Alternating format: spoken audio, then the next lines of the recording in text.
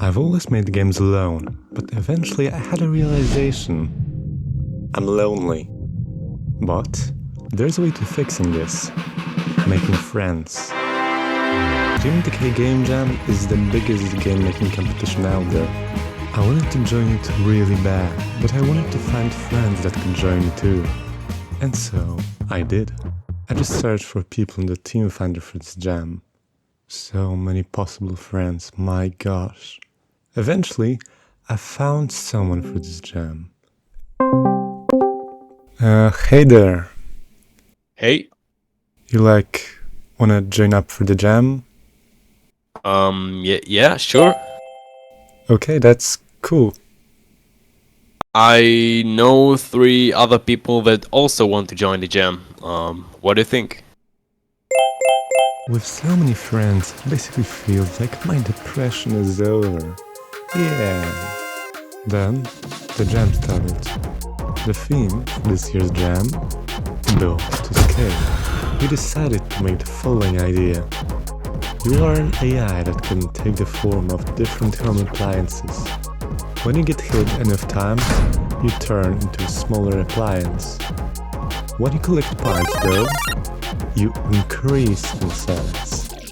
This gave us a total of 5 forms. You thought that I was gonna tell you the forms now? Shame on you, ain't happening. Our team had 2 sound designers, 1 visual artist, and 2 programmers. I did the crucial gameplay programming. So, let's begin with the most crucial stuff, the player. The first form for the player is the Roomba.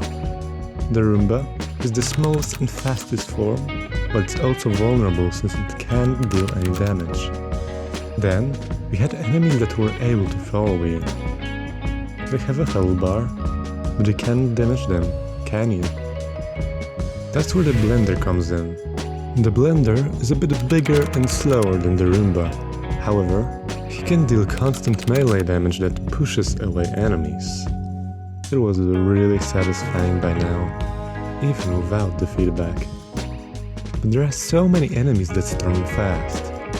Why not make an enemy that can push them away? Here comes the Gigafan. The Gigafan can... Wait, he was scrapped? Why did we scrap a giant fan? Time constraints? Fine. We didn't in fact finish the giant fan. I continued nonetheless. I made it so the enemies can navigate around obstacles. Then, we made collectibles. I mean, look how cute they look. They're like mini parts at the moment, because that's the only pixel art that was added by now. Oh, and also I made enemies that can follow the parts. The Roomba enemies. If it wasn't already clear, the enemies have the same forms as the player, just a bit weaker. I made it so you change state after picking up enough parts. I also made the blender enemy that hits you up close. But now, I had to add all the art our artists made. So I just clicked the Add Graphics button, and I had all the animations finished. Is it just me, or was the date a bit different? That was so cool and not at all mentally taxing. But after that I got to work. But when I say I get to work, I mean that I played Beat Saber for 11 hours until I passed out on the floor. Then, the next morning... Joke police. You are under arrest from stealing a joke from Danny. Not sure what that was about. Then, I pressed the audio button, and that made the game feel really cool. Next up, the coffee machine. It's big, and just throws coffee. Ranged warfare. Cool stuff. Wow, bigger parts. So, that's the 3 robots finished. But now, you may ask, where is the fridge? Here it is. It's a tank, really slow, but really powerful. Fridges also slow down the robots around them. That's the player, but I also made the coffee machine and fridge as enemies. We were running out of time, and in that time we were able to make the level. just not the way I wanted to. Uploading the game was sketchy at best because we weren't able to upload the game with audio until we had 20 minutes left.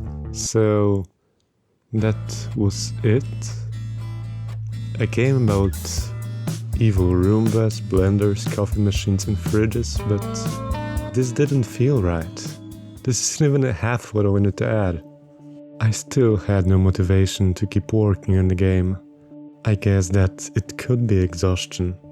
Or not even could be, this was pure exhaustion. By then, I made 11 games over a 2-month period, and this didn't make me feel motivated. What I realized is that I need rest. I guess that the only way I'll really progress with my skills will be if I just accept my games as they are, and focus on what was good instead of what was bad. Just because I wanted more doesn't make my games less than they actually are.